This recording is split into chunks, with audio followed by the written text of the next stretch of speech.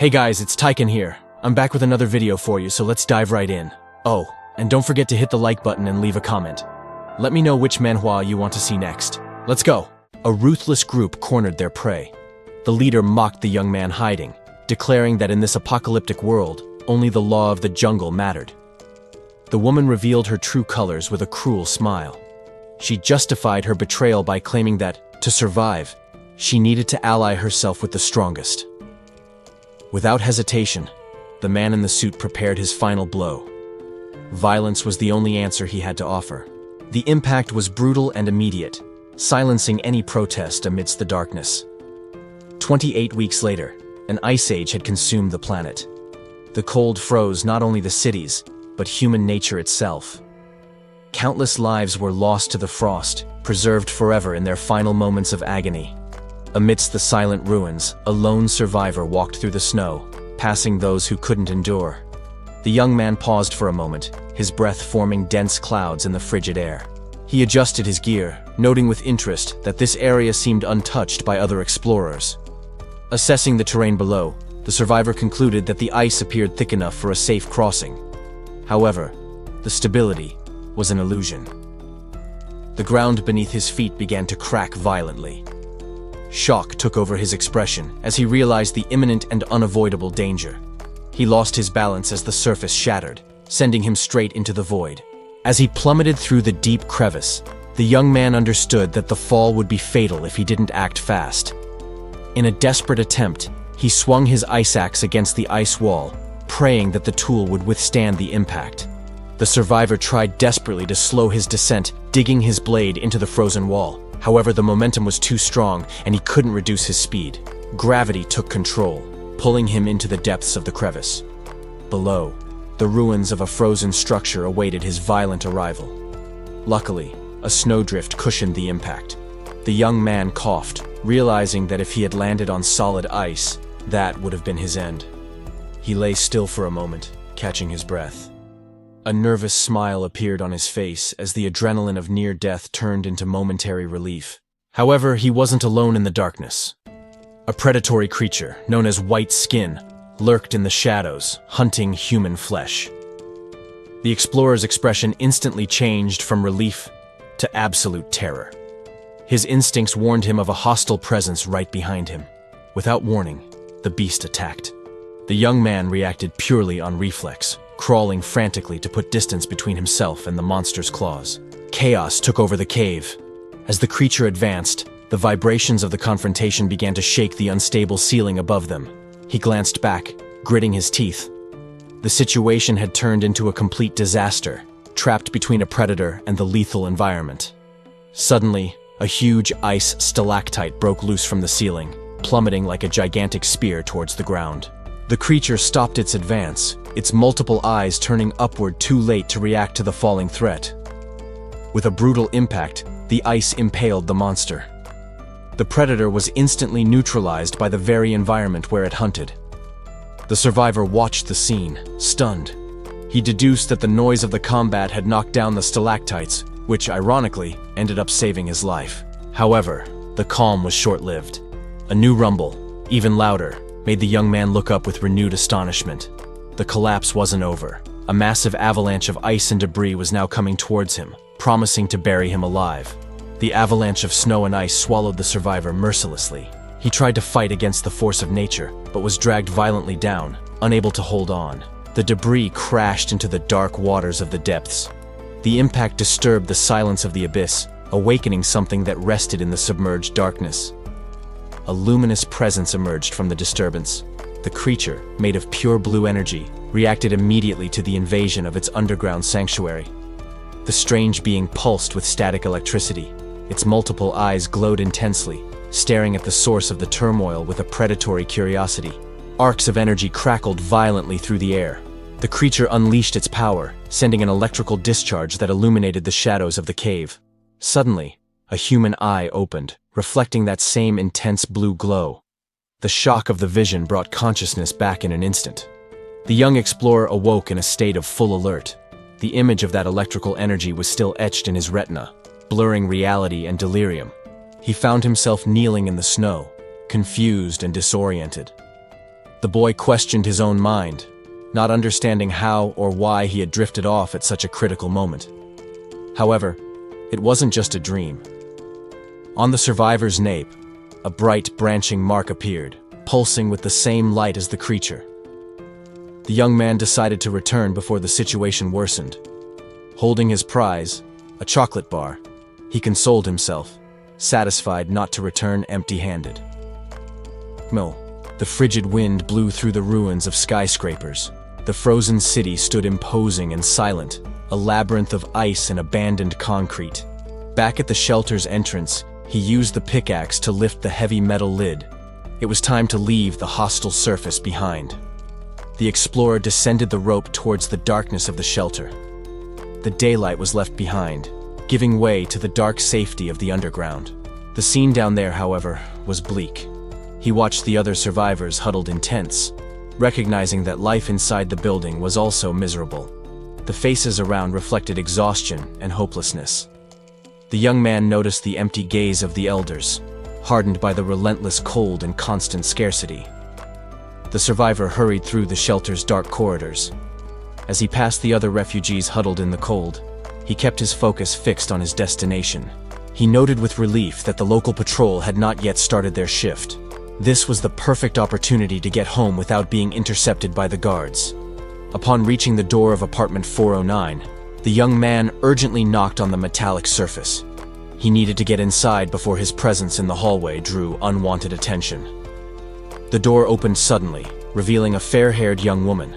The explorer paused for a moment, surprised by how quickly she answered. She immediately pulled him inside, enveloping him in a tight hug. However, her concern was clear as she ordered in a whisper that he lock the entrance.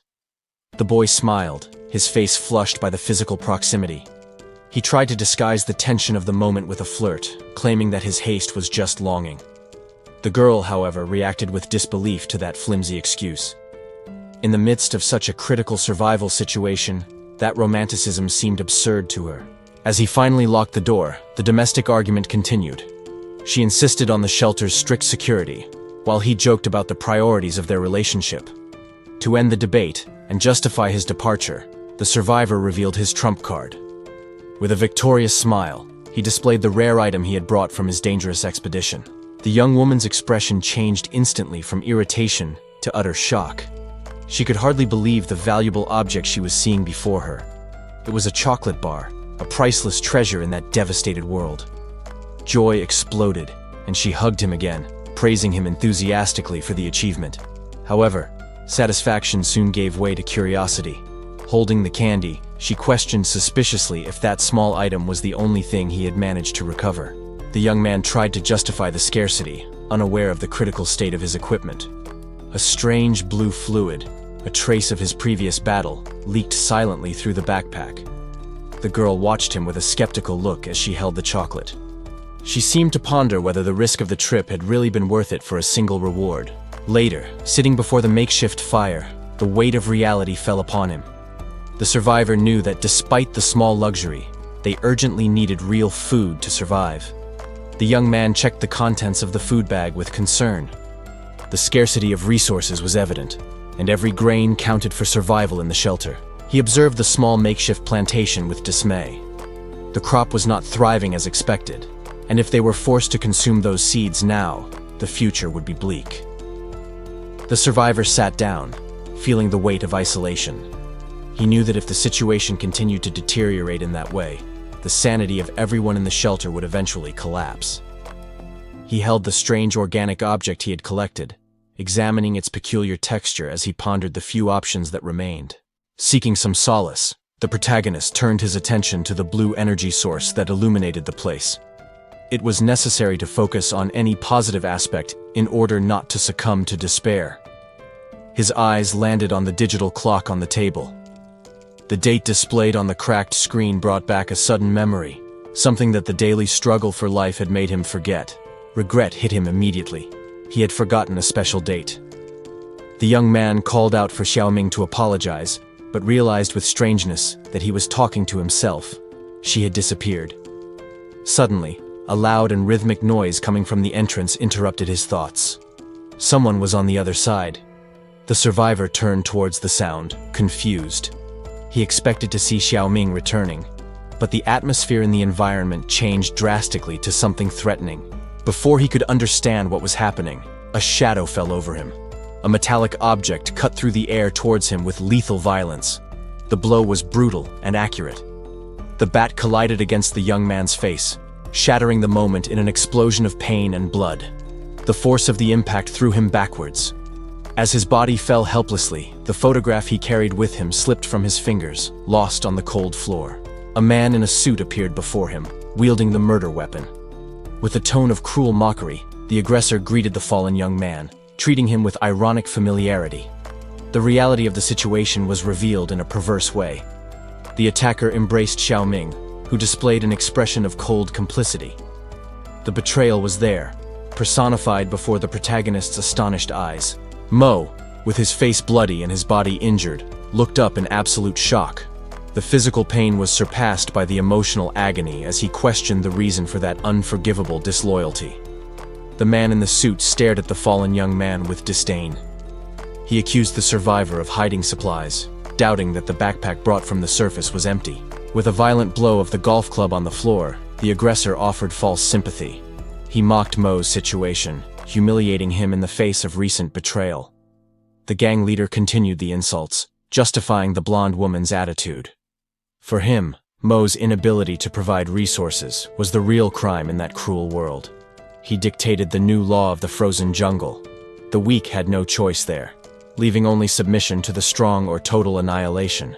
The distorted philosophy served only as a prelude to the robbery. The man demanded that Mo hand over all the food he possessed immediately. Without waiting for an answer, the leader prepared to strike with the bat. Violence was the only tool that group seemed willing to use to get what they wanted. However, the search of the house revealed the bitter truth. The henchman informed the boss that there was nothing of value, just rotten and useless remains. The leader's frustration turned into a predatory madness. If there was no food stored, he decided that the survivor's own flesh would serve to satiate the gang. Suddenly, the pain and cold disappeared. The scenery drastically changed to a silent office, where the young man was slumped over a desk. His eyes opened in absolute shock. The transition between imminent death and current reality was too abrupt for his mind to process. He jumped up, panicked. His body reacted to the terror of recent death, but the environment around him was peacefully mundane. The young man gasped, trying to calm his erratic breathing. Fear still ran through his veins, too real to have been just a nightmare. Examining his own body, he realized he was intact. The view of the illuminated city confirmed the impossible. He had returned to the past, hours before the end of the world. Stunned, he slumped back into the chair. The young man's mind desperately tried to connect the dots between the massacre in the shelter and the normality of the office. As the shock passed, a new reality set in. He realized that this inexplicable return carried a greater purpose than mere chance. The city lights shone, but in his mind echoed that woman's justifications. She claimed to be just a fragile person who needed to lean on the strong to survive. He recalled the chaos of the apocalypse, where her betrayal sealed his fate. The excuse of survival at any cost now seemed like a cruel sentence in the face of the destruction he had witnessed.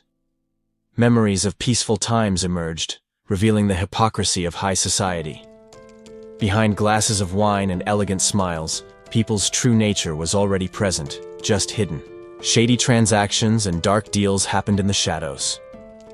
Greed had always been there, with the powerful negotiating resources while ignoring morality. Her voice continued to resonate in his memories, always asking for more. The financial requests, once seen as need, now sounded like the calculated exploitation of someone who never really cared. Temporal reality imposed itself before him. The digital clock showed a specific date in July, confirming that he had returned to the exact moments that preceded the disaster. Mo stopped in the middle of the shopping arcade, stunned. The normality around him, with couples strolling peacefully, contrasted violently with the brutal death he had just suffered. The young man looked back, readjusting his senses to that environment. He was alive and unharmed, back to the civilized routine he thought he had lost forever. The night sky was suddenly illuminated by a surreal aurora. While the crowd marveled, and took pictures of the phenomenon. They hardly knew that it was the harbinger of the end. Oblivious to the celestial spectacle, Mo pulled out his cell phone. The device vibrated in his hand, demanding an attention he was now reluctant to give. The caller ID showed Ming Ming's face. The couple's cheerful photo, which once brought comfort, now only provoked revulsion in the face of the future betrayal he knew. Her image overlapped with the memory of her true malicious face. He realized how he had been deceived by the innocent appearance, finally recognizing the manipulation behind that smile. A calculating coldness took over his gaze behind his glasses. The naivety of the past disappeared, replaced by the absolute certainty of who that woman really was. With a decisive movement, the protagonist rejected the call. There was no more room for conversations or pretenses. The cut was dry and definitive. Even ignored, her intention was revealed through the text message. What started with feigned admiration for the aurora quickly changed to the real goal: asking for money to finance her fun for the night. The young man stared at the device with a cold and determined look. He would not allow that past to bother him again. The photo on the screen brought memories of a future betrayal. He watched the face of the woman who, in another life, would cause his ruin. Without any hesitation, Mo confirmed the deletion of the contact. That link needed to be cut to ensure his survival. He continued his walk through the illuminated city, leaving behind sentimental distractions. His focus was entirely on what was to come. As he moved forward, he justified his cruelty with pure logic. She would become a threat, and he decided he wouldn't save her from the impending cold. The traffic signs confirmed his location in Brooklyn. The city's infrastructure was still intact, oblivious to the disaster. Passing by a large digital clock, the protagonist checked the date and time. Time was running out for him. His mind worked fast, calculating the deadlines. He knew that, in just over a day, the temperature would plummet drastically. Mo foresaw the chaos that would follow. As soon as the cold arrived, the fragile social order would disintegrate into panic and violence. He knew exactly what he needed. Water, tools, and fuel were priority items on his mental acquisition list. However, the normality of the city brought its own dangers. The police still patrolled the streets, armed and vigilant. From inside the patrol car, the officers spotted the lonely young man. They decided that this was the perfect opportunity to show service. Mo was suddenly approached by the agents. The order for him to stop immediately echoed through the deserted street. The tension exploded when the weapons were pointed at him. There was no room for negotiation at that moment. The protagonist found himself surrounded at gunpoint by the police. Due to the recent unrest in the neighborhood, he had been mistaken for a local thief. Eximil Mo calmly raised his hands, keeping a defiant smile on his face. He knew he needed to control the narrative of that tense encounter. With a discreet movement, the young man activated the cell phone recorder. It was essential to record every moment of that approach, anticipating future problems. Leaning over the railing, he tried to talk to the officers below. Mo insisted that he would cooperate after a proper inspection, seeking to de-escalate the situation. The officer, however, was far from calm. Fear completely dominated him, making his body tremble as he kept his gun pointed at the suspect. Trying to reassure them, Mo identified himself as a simple office worker. He announced that he would get his belongings, keeping his movements visible and harmless. His hand reached into the backpack with extreme care.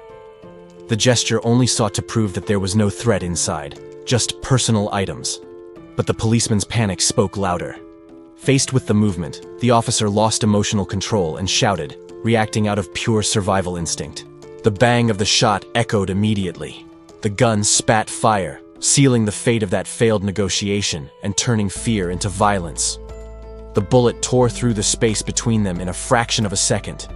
The lethal attack advanced mercilessly against the target that seemed unprotected. Mo gritted his teeth, genuinely shocked. He didn't expect the situation to escalate to lethal force so quickly and without real provocation. However, on the verge of impact, something changed inside him. A strange energy pulsed in his eyes, suddenly dilating his perception of reality. Time seemed to slow down drastically. The world around him froze, allowing the young man's mind to process the imminent danger with absolute clarity. The protagonist's body reacted with superhuman agility. He dodged the trajectory of the shot, moving faster than the officer's eyes could follow. The officers continued to fire in panic, not understanding how the suspect was escaping. Confusion and terror took over the chaotic scene. Mo, in turn, was stunned by his own enhanced vision. The projectile floated before him, sharp and slow, defying all the laws of physics he knew. Time seemed to slow down drastically for the protagonist. He watched the projectile approaching and realized that his perception of reality had changed. With a fluid movement, the young man turned his head away from the path of the bullet. That confirmed that his enhanced reflexes were real, and not just an illusion. Outraged at being attacked as an ordinary citizen, he shouted in protest. The policeman, however, ignored the words and continued to fire his weapon. The protagonist didn't wait for the next shot. Engulfed by an aura of blue energy, he advanced with explosive agility. The officer kept up the pressure, firing repeatedly into the darkness. He was determined to stop the target, without realizing the futility of his efforts. One of the casings fell to the ground, but something unnatural occurred. The hot metal froze instantly upon touching the ground, revealing the strange nature of the young man's powers. The protagonist moved so fast that he left visual trails behind. He passed by the policeman like a blur of light, leaving the man completely stunned.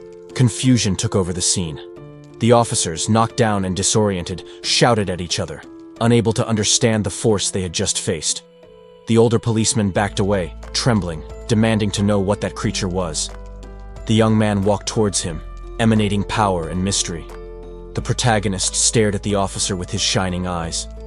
With disturbing sincerity, he admitted that he also didn't know the extent of his own transformation. Before the policeman could react, the young man disappeared. The officer turned sharply, searching for the target that had vanished before his eyes. The man scanned the area with his eyes, cold sweat running down his face. The fear of the unknown paralyzed him momentarily. While the policeman questioned his sanity, believing he had seen an apparition, the protagonist used his speed to vertically scale the buildings. The young man reached the top of the structure with ease. He stopped for a moment, watching the city from above, far from the immediate danger. Without wasting time, he continued his escape across the rooftops. A trail of blue energy marked his path as he disappeared into the urban night. Mo crossed the door in a blur of motion, seeking refuge. The young man desperately needed a moment to process the chaos he had just left behind. He slid to the floor, his body still vibrating with the adrenaline of the escape. The images of his own rapid movements seemed to follow him like ghosts in the silent environment. Sweat ran down his face as memories of the recent confrontation flooded his mind. Mo tried to understand how he had reacted with that impossible speed. Doubt began to erode his certainty. The young man questioned whether those feats were real or just delusions caused by the extreme panic of the moment. Mo collapsed on the sofa, holding his head tightly. The uncertainty was torturous. He needed to know if what he had experienced was truth or madness. Suddenly, his expression changed. Fear gave way to a dangerous curiosity. The protagonist realized that there was only one way to confirm his suspicions. He raised the gun he had managed to get. It was a risky bet, but the young man decided he needed to recreate the deadly danger to test his reflexes again. In front of the mirror, Mo pointed the revolver at his own reflection. The tension in the room increased as he prepared to defy death once more. His finger pressed the trigger without hesitation. The gunpowder exploded and the casing was ejected, sending the lethal projectile towards its target. In the same instant, the world around him slowed down. Blue energy crackled in the air as Mo's senses sharpened, allowing him to perceive the threat in slow motion. The young man's body reacted with supernatural agility. He moved through the distorted space, dodging the bullet's trajectory with pinpoint precision. As reality returned to normal, Mo began to analyze the phenomenon. He wondered if this altered perception was the result of high-speed movement. The comparison became clear in his mind. The sensation was like a supersonic jet tearing through the skies, a brute force defying the resistance of the air. The protagonist finally understood the nature of his gift. It wasn't just reflexes. His superpower was intrinsically linked to absolute speed. A confident smile appeared on Mo's face. Doubt had vanished, replaced by certainty and the thrill of controlling this newfound power. As he adjusted his collar, Mo reflected on the heavy knowledge he carried. He knew the end of the world was imminent and needed to be prepared for what was to come. His thoughts were abruptly interrupted. The insistent ringing of the doorbell echoed through the apartment, alerting him to an unexpected presence right after the gunshot. It was the elderly neighbor, Mrs. Fang, peering in with curiosity. Her expression showed genuine concern about the noise she had just heard coming from the young man's apartment. Mo acted on instinct, hiding the revolver behind the table to avoid being seen. The neighbor inquired about the loud bang, putting him in a delicate situation. With a nervous smile and cold sweat on his face, he tried to mask the tension. The young man quickly invented a trivial excuse to justify the gunshot and calm the old woman. He knew that Mrs. Fang and the other residents were just innocent civilians. The memory of the neighborhood's peaceful routine contrasted with the chaos he knew was coming. Mo thanked his neighbor for her concern, but tried to end the conversation. He needed to dismiss her quickly and ensure she didn't see anything incriminating inside the apartment. The door finally closed, leaving the hallway empty again. The danger of being discovered had momentarily passed, allowing him to breathe a sigh of relief. Alone once more, Mo's expression hardened. He needed to put aside distractions and return to the main focus, ensuring his survival. His mind turned to the local convenience store. He knew that, with the apocalypse approaching, stocking up on resources and taking advantage of promotions would be vital. A sly smile appeared on his lips as he formulated a plan. With his new abilities, he realized he could get what he needed without being noticed. Inside the establishment, the clerk was visibly bored and sleepy. The calmness of the place was perfect for what the young man intended to do. Mo positioned himself in front of the shelves filled with water. He activated his powers, ready to collect the essential supplies before anyone noticed his presence. In an imperceptible fraction of time, the stock began to disappear. He swept the shelves with supernatural speed, moving like a ghost through the aisles. The action was so fast that the clerk didn't even finish her yawn. To her, nothing had changed, but Mo had already secured the necessary resources right under her nose. The cash register suddenly went crazy, spitting out yards of paper uncontrollably. The clerk recoiled, startled by the sudden collapse of the equipment. The young employee tried to contain the mess, completely confused. She couldn't understand what had caused such a bizarre technical defect. The sound of the door opening interrupted her thoughts. However, the pair who entered the store brought with them an immediate and dangerous tension. The threat materialized in an instant. A gun was drawn firmly, turning the peaceful environment into a crime scene. The cold barrel of the revolver pressed against the girl's temple. Terror paralyzed her as she internally lamented her terrible luck. Without any hesitation, the criminals announced the robbery. They made it clear that they were there to take everything, imposing chaos. The leader of the gang, with an extravagant look, shouted and gestured arrogantly. He seemed to enjoy the power he wielded over the helpless victim. As the bandit demanded speed with insults, something strange began to happen. A supernatural and distorted presence silently emerged in the environment. The metal of the criminal's gun began to be consumed by a bluish frost. The ice spread rapidly, defying the laws of physics. In seconds, an icy gale took over the place. The windows and doors were sealed by a thick layer of ice, isolating everyone inside. The robber felt the chill run down his arms. He questioned, confused, the reason for that sudden and unnatural drop in temperature. Panic quickly replaced the bandit's confidence. The accomplice alerted the boss with screams, pointing horrified at the transformation at the entrance of the store. A monstrous entity, composed of ice and distorted shapes, revealed itself completely. The creature emanated a predatory aura, with multiple eyes fixed on its prey. The leader of the robbers raised his glasses, paralyzed by shock. His mind couldn't process the nature of that aberration that stood before him. Absolute terror took over the gang. In an act of pure desperation, the accomplice fired his weapon blindly against the freezing threat.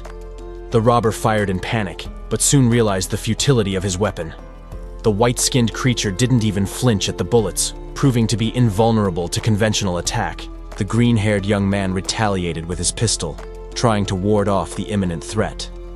However, the beast's gigantic hand descended upon him with terrifying speed, ignoring the shots.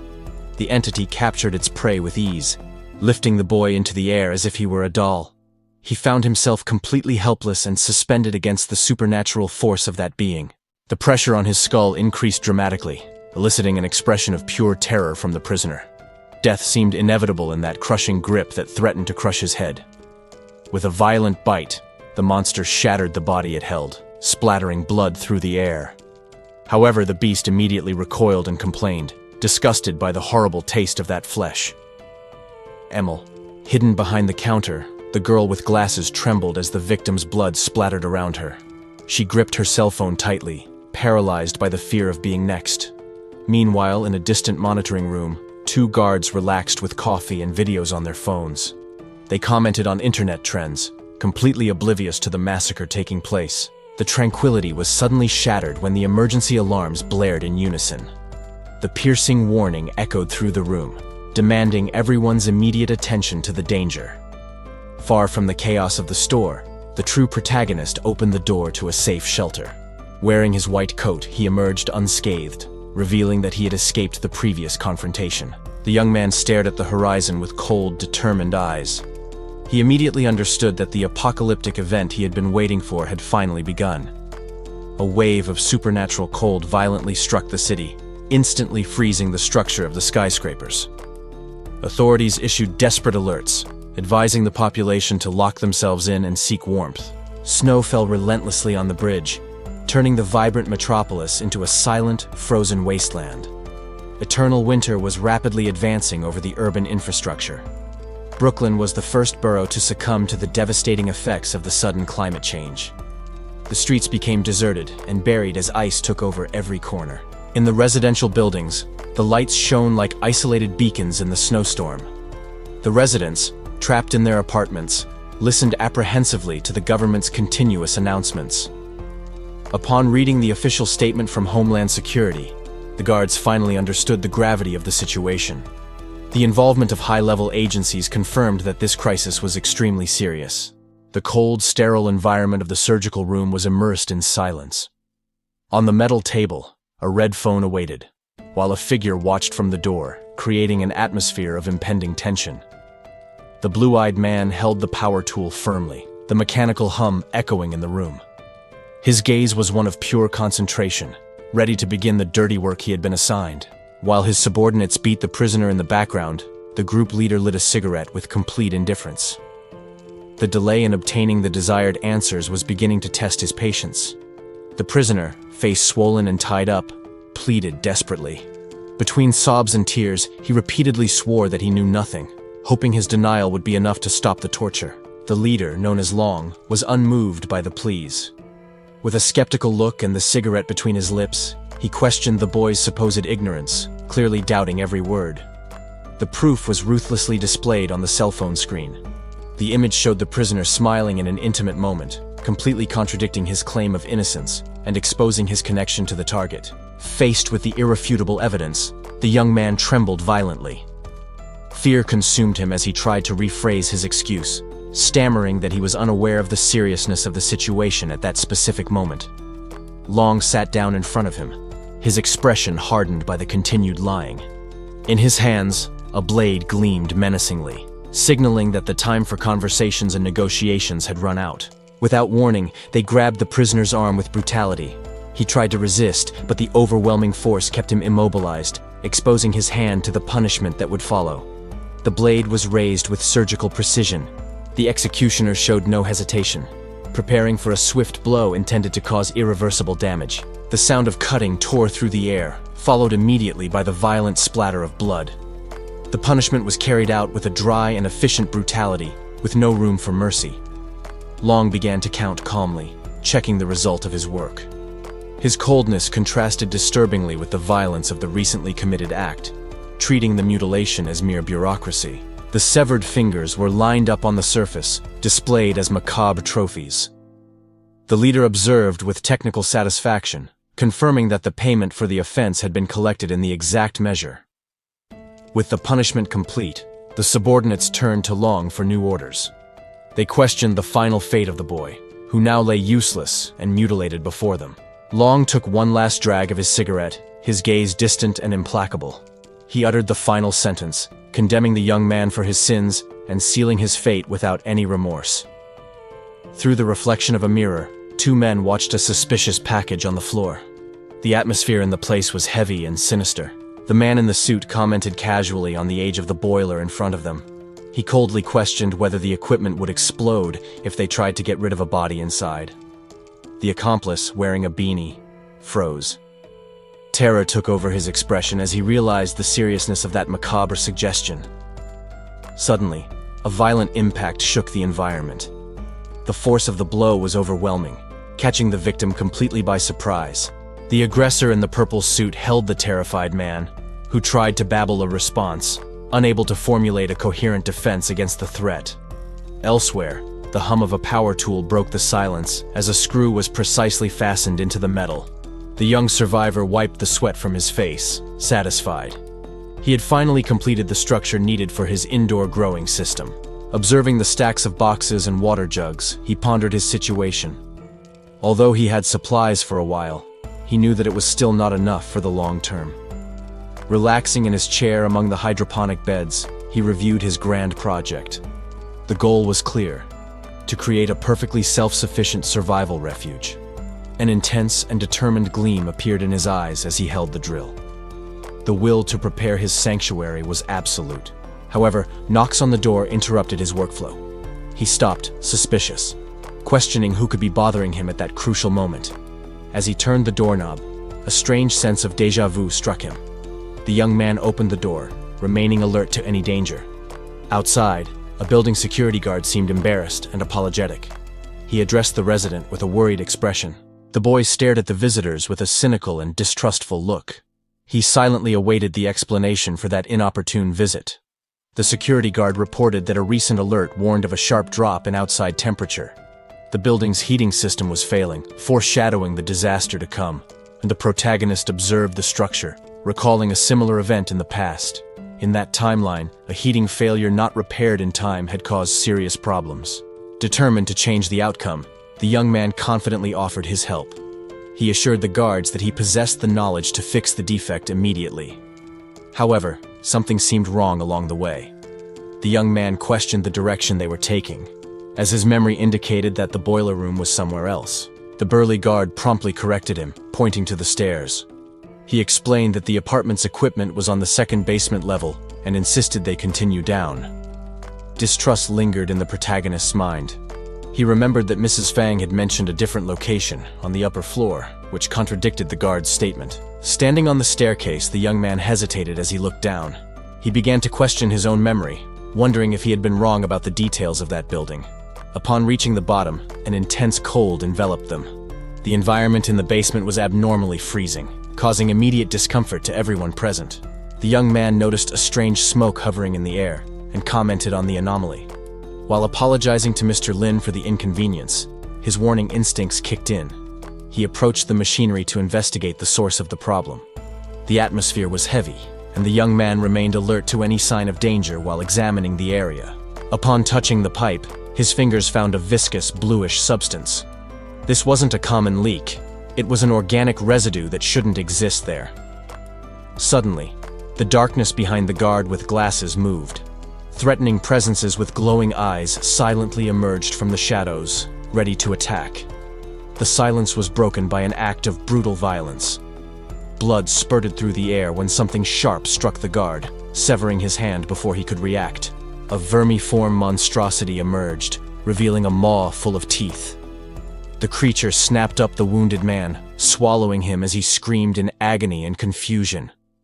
The protagonist recoiled, shocked by the sudden appearance of the beast. He couldn't understand how a monster of that magnitude had invaded the basement of the residential building. The remaining guard, Mr. Lin, was paralyzed with terror. His eyes widened as he witnessed the horrific death of his colleague, unable to process the nightmare before him. The creature rose before them, an abomination of pale flesh and multiple eyes. Its vertical maw, full of teeth, announced a lethal and immediate threat. The security guard, however, maintained his position. He bravely placed himself in front of the young man, serving as a human shield against the monster, willing to face death to protect the resident. The protagonist knew that brute force would be useless. When the beast attacked, a blue energy pulsed in his eye and he grabbed the guard, moving with supernatural speed to dodge. The creature's claws struck only empty air, shattering the floor violently. The young man was already far away, carrying the older man on his back as he retreated. The beast, angered by the evasion, turned quickly to pursue them. The young man ran desperately through the industrial corridors, trying to put distance between them and the predator. A metal door appeared ahead. The young man felt a momentary relief, glimpsing the only possible escape route in that underground labyrinth.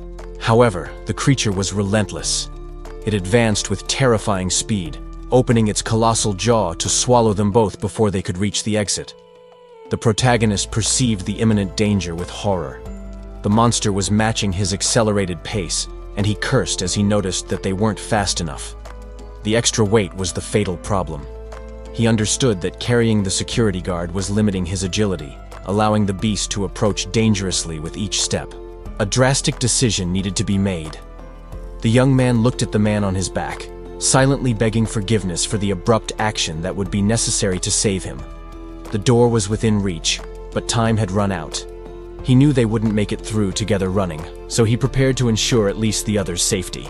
Using his amplified strength, the young man hurled the burly security guard forward, launching him toward the doorway with a vigorous push. The guard flew through the air, his expression overcome with shock, and landed safely on the other side of the passage, far from the immediate reach of the monster. Free from the weight, the young man stopped and turned around. His expression changed from fear to a cold determination. Now he could use his full potential. The creature collided violently against the ground where they had been moments before, kicking up debris. The attack failed, and the predator now faced a prey ready to react. The young man paused for an instant, panting. The extreme physical exertion of the escape and the act of saving his companion had taken a heavy toll on his stamina. The creature, in turn, seemed confused by the sudden change. Its huge eye spun frantically, trying to relocate the prey that had disappeared from its immediate reach. The monster noticed the absence of the other human. The protagonist, observing the beast's reaction, concluded that the relentless pursuit was, in fact, specifically linked to Old Joe. He needed to unravel that mystery quickly. Understanding the logic behind the predator's behavior was the only way to guarantee his own survival. The young man analyzed the difference in speed. While carrying the security guard, the creature almost caught him. But now, free of the extra weight, he realized he was faster than the monster. The beast, frustrated by the loss of its primary target, roared furiously. It rose up, exposing its vertical maw and demanding the prey that had been denied to it. The survivor reacted instantly. With a fluid and swift movement, he dodged the creature's reach, leaving behind only a trail of energy. As he moved, his mind returned to the exact moment he threw Old Joe. He recalled that something strange had happened during that desperate action. Suddenly, comprehension struck him. His eyes widened as he connected the facts, finally realizing the mechanics behind that confrontation. He remembered his previous life, where finding a pale one meant certain death, and the only possible reaction was to flee in absolute panic. Smell? However, something in the environment caught his attention. The young man looked at the ground, wondering if there was a connection between his powers and the small pebbles scattered around.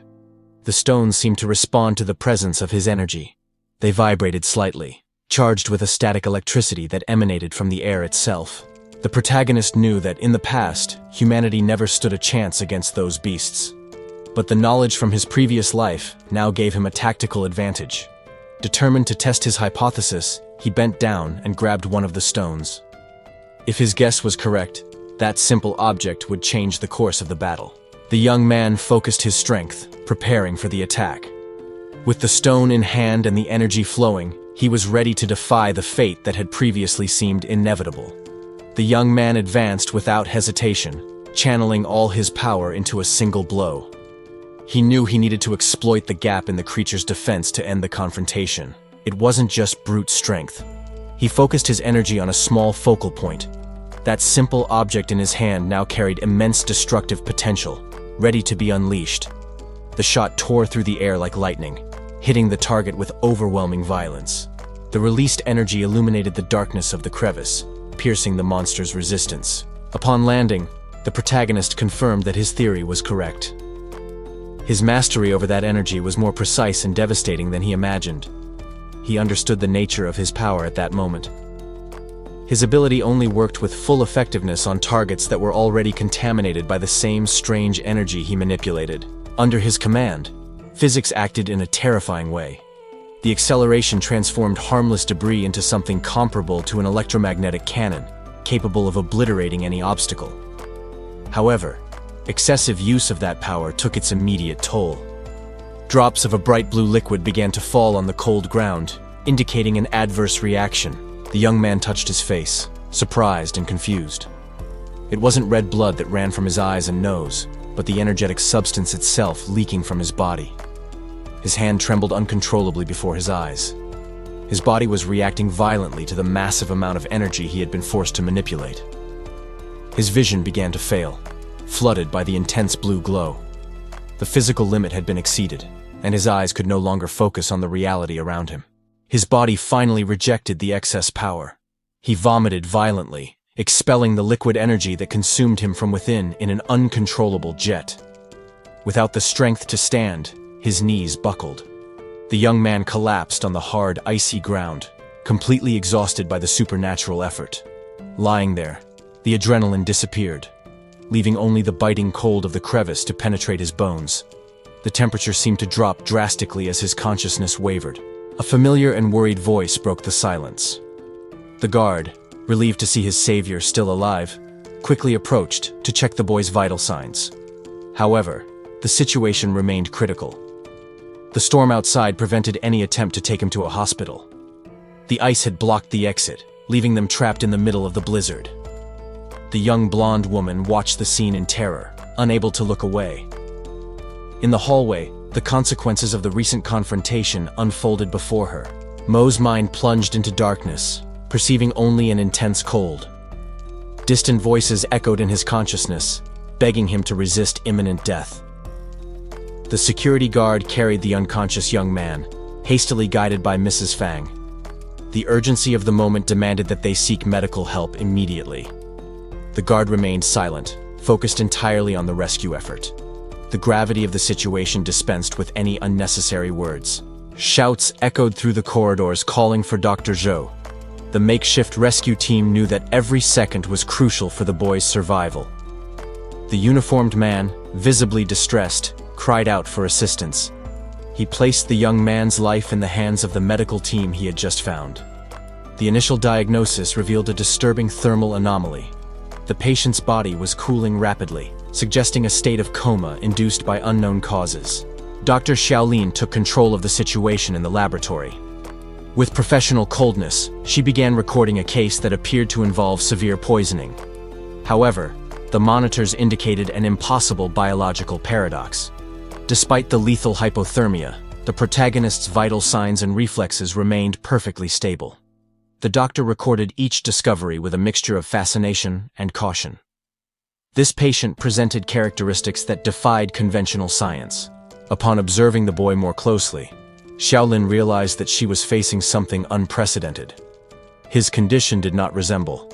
The centrifugation process isolates the components of the sample, exposing a biological anomaly impossible to ignore. What should be ordinary blood reveals itself to be a complex and fundamentally different substance. Under the clinical and impassive gaze, the patient's body becomes a mere object of study, a living map where the biological anomaly traces its paths. The inspection proceeds meticulously, reducing the drastic physical transformation to simple superficial data to be catalogued. The young man's apparent tranquility hides an anomaly that deceives the superficial gaze, disguising itself as common anatomy. What appear to be simple veins reveal, under careful scrutiny, a distinct and much more disturbing nature running through his skin. The disguise shatters the instant the true nature awakens. An overwhelming power floods the senses, transforming the body itself into a conductor of pure and uncontrollable energy. Mo slowly opened his eyes, coming face to face with an unknown figure hovering over him. The woman noticed his immediate awakening, interrupting the silence of the laboratory. The young man tried to get up, confused and vulnerable on the cold table. The stranger advised him to remain still, but Mo's defensive instinct spoke louder, demanding to know her identity. In response to his tension, the woman just chuckled softly. With an irritating calm, she lit a cigarette, ignoring the urgency in the patient's voice. She stated that she could not reveal her name, maintaining an aura of deliberate mystery. Her posture indicated that she held all the control in that situation.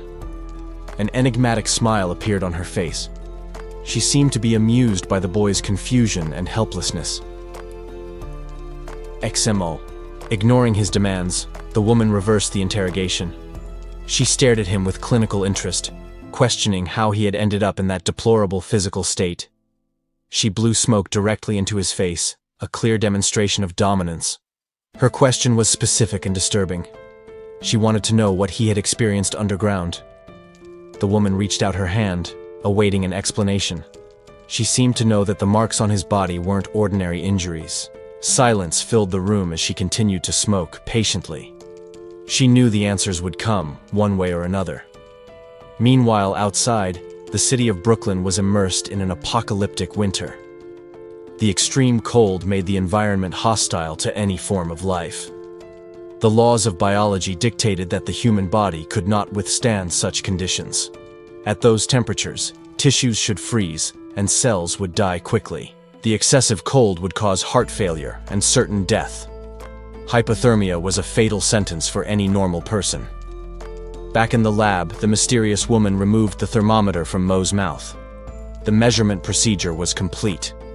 She looked at the result with genuine disbelief. Mo's body temperature was at levels that should signify death, defying all known medical logic. The young man noticed her shock, but his mind went in another direction.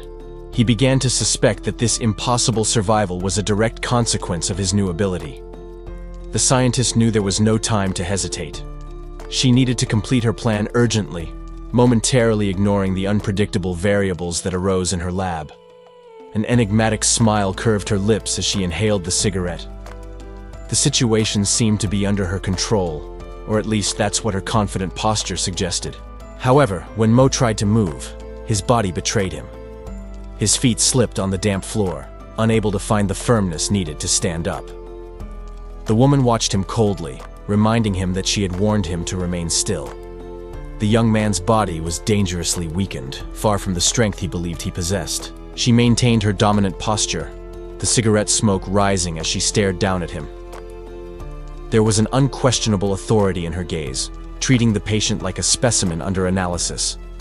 Bluntly, the doctor questioned whether he possessed any superpower.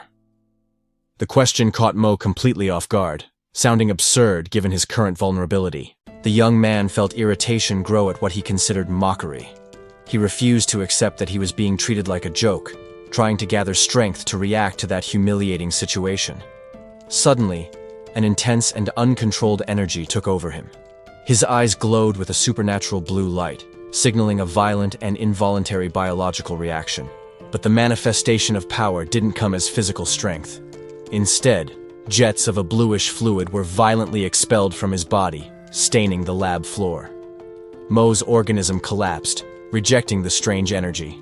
As he vomited the glowing liquid, the scientist watched with a mixture of clinical curiosity and slight concern. Panic set in as he stared at his own trembling and stained hands. He couldn't understand why his body was failing him like that, just when he needed it most. The sound of firm footsteps echoed through the hallway, interrupting the moment of crisis. Someone was approaching the lab, unaware of the medical drama unfolding inside. A blond man, wearing a heavy fur coat, stopped in front of the entrance. His imposing presence suggested that he wasn't a simple casual visitor to that complex. Outside door 509, the newcomer and his companion waited. They seemed to be looking for something specific, standing in the hallway with a vigilant attitude. Inside the room, the woman glanced at the door, alerted by the noise. Mo remained on the floor, vulnerable and exposed, while the scientist's attention turned to the possible intrusion. Mo heard the sudden commotion. His heightened senses picked up the tension in the air even before he understood what was happening. The woman didn't hesitate to show hostility. With a harsh shout, she ordered whoever was outside to disappear immediately. Turning back to the young man, she reached out her hand urgently. There was no time for niceties. He needed to cooperate now. Mo tried to question the situation, confused about the identity of the invaders. The doctor, however, cut off his questions and pointed to the table, ordering him to lie down. He obeyed, leaning back on the cold surface. The woman insisted that he keep his doubts to himself at that critical moment. With quick and precise gestures, she closed the young man's eyelids. It was necessary to prepare the scene for what was to come. The final instruction was whispered gravely. He should remain still and with his eyes closed, ignoring any sound, as if his life depended on it. As soon as the patient was positioned, she pressed the control to unlock the entrance. The door opened, revealing a blond man with a smile that didn't inspire confidence. He apologized for the disturbance with forced politeness. Dr. Joe maintained her position, blocking the way. Coldly, she demanded to know the purpose of that unexpected visit. The intruder ignored the hostility. Suggesting a friendly conversation, he asked permission to enter, although his posture indicated that he wouldn't accept a refusal. Upon entering the room, the man revealed his objective. He knew that the resident of 409 was there and intended to interrogate him. The doctor quickly intervened with a calculated lie. She stated that the patient he was looking for had already succumbed to the poisoning and was dead. The man in the fur coat narrowed his eyes. The explanation seemed too convenient, arousing his suspicion. He observed the motionless body on the table and recognized him.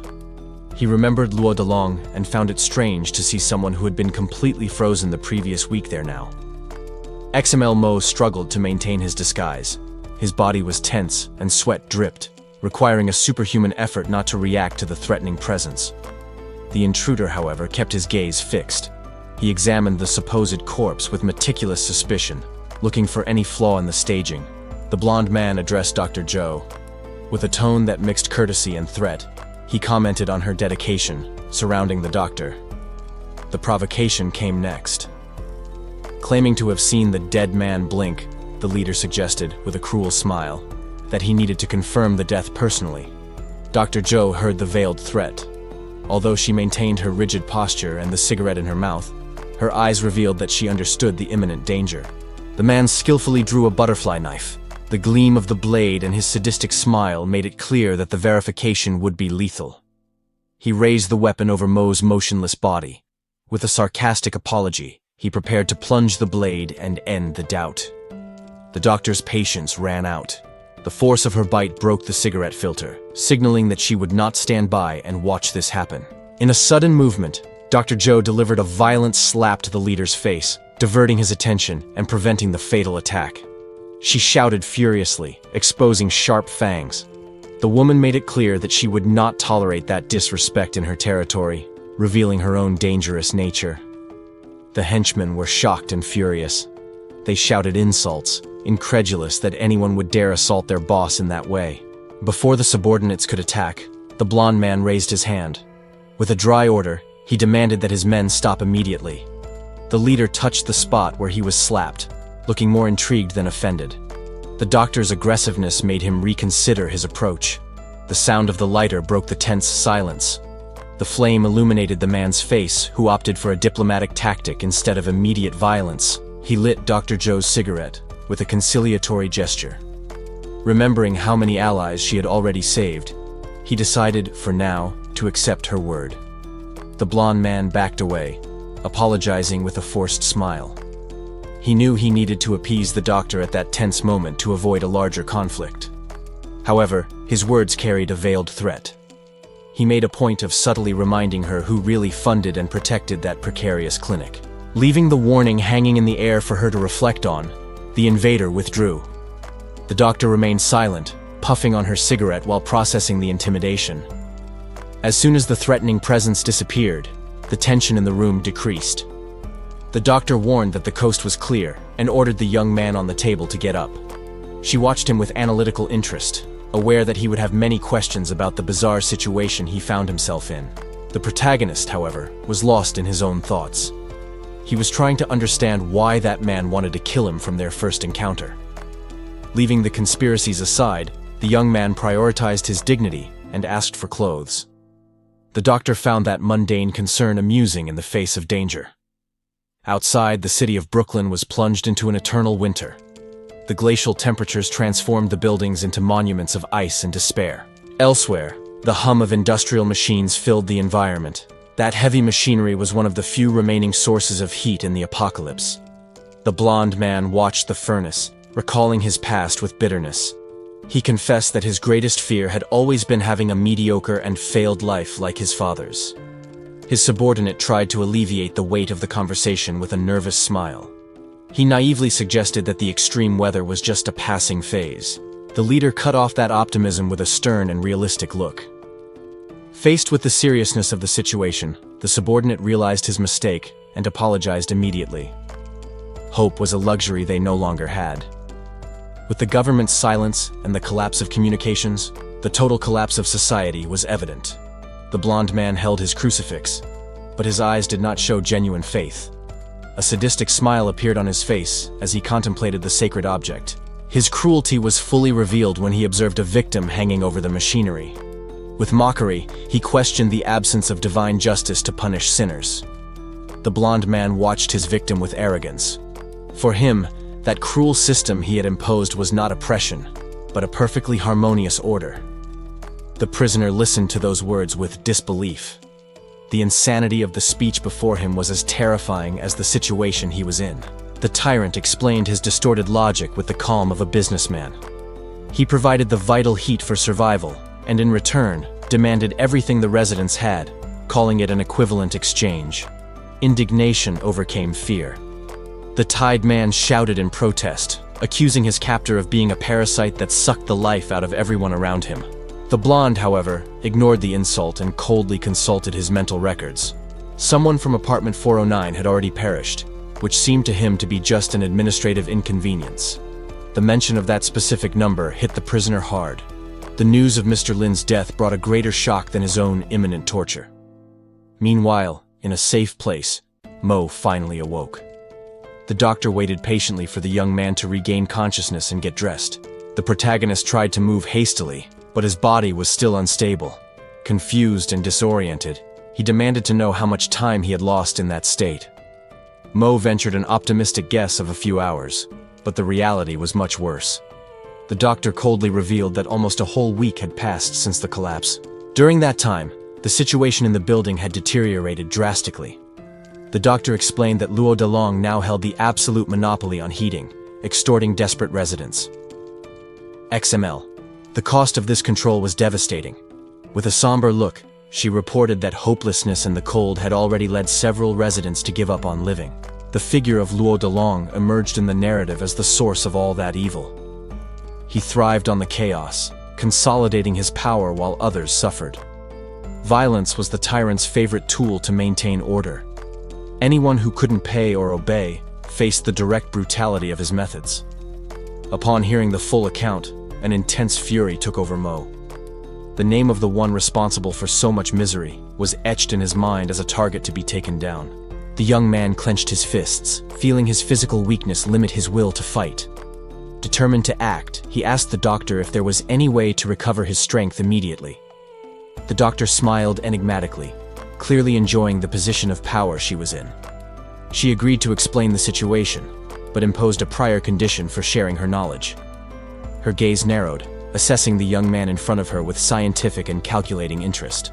When Mo asked what she wanted, the woman showed immediate satisfaction upon realizing his willingness to collaborate.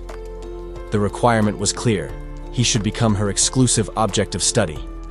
In return, she guaranteed that the research would not put his life at risk. She made an inviting gesture, awaiting the boy's final confirmation with absolute confidence. Mo didn't hesitate and accepted the deal immediately. He needed to understand the changes in his own body. The scientist then revealed the truth, pointing to samples that indicated a unique substance in his blood. She explained that his body converted thermal radiation into energy, a phenomenon that only occurred in situations of extreme cold. His current weakness was nothing more than hunger. Mo quickly concluded that a large meal would solve the problem. The doctor confirmed his reasoning, but made an important caveat about the immense amount of energy needed. The warning, however, didn't worry the protagonist. A confident smile appeared on his face, as he already had a solution. Mo went down the stairs satisfied, remembering that he had stocked up on supplies from the supermarket in advance. As he passed other looters in the hallway, he knew that his victory depended only on getting to the room safely. He finally reached the door to his refuge, ready to recover and test his new limits. Mo held the icy doorknob. The metal felt like it was burning his skin due to the extremely low temperature. Upon opening the door, he came across a desolate scene. The interior of the room was completely taken over by ice and snow. The young man immediately understood the gravity of the situation. The heating had been cut off, creating a lethal environment capable of freezing anyone inside. The blame fell on Luo Delong. The tyrant had intentionally transformed that space into a deadly cold storage chamber. But Mo had a clear and urgent goal. He ignored the cold and located the box containing the most calorie-dense supplies. It was a stock of chocolate. For his current condition, that wasn't just sweet, but vital high-powered fuel. However, holding the food brought back bad memories. The past seemed to want to haunt him, mixing with his need for survival. He pushed away the intrusive thoughts and bit into the bar voraciously. There was no time for hesitation. The young man watched his hands, expecting an immediate response from his body. It seemed, however, that that small amount would not have the desired effect. An overwhelming hunger took over him. Mo began to devour the sweets frantically, feeling an uncontrollable urgency. The physical reaction was violent and alarming. He felt that the situation was critical, as his body required much more energy than normal. Desperate, he leaned over the box, consuming bar after bar in an attempt to satiate his mutant metabolism. Outside, the unlocked door of 409 caught attention. Shadows approached, surprised by the easy access. Luo Delong's henchmen revealed their sadistic intentions. They planned to mutilate the boy just to get in, but fate seemed to have other plans. But inside, the recharge was complete. With his veins pulsing with renewed power, Mo smiled, ready to receive his visitors. The invaders were caught off guard when they found someone watching them from above. Confused and alarmed, they shouted, demanding to know who that hooded individual was who was defying their authority. Meanwhile, in another location, a researcher completed a crucial analysis. The final simulation report was ready, bringing the answers she had been waiting for. The screen displayed precise details about the subject's internal physiology. The data indicated an active state and a process of biological reversal that directly affected the neural system. The woman took a drag of her cigarette, processing the information coldly. The truth about the drastic changes occurring inside that body became clear to her. Back at the confrontation, terror replaced arrogance on the henchmen's faces. They realized too late that the situation had changed and that they were not facing a common prey. The protagonist looked up, revealing the physical manifestation of his power. His eyes shone brightly and energy marks pulsed on his face, accompanied by a dangerous smile. Enveloped by a red and unstable aura, Mo walked towards the enemies. The energy seemed to be out of control, ready to be unleashed against those who dared to invade his space.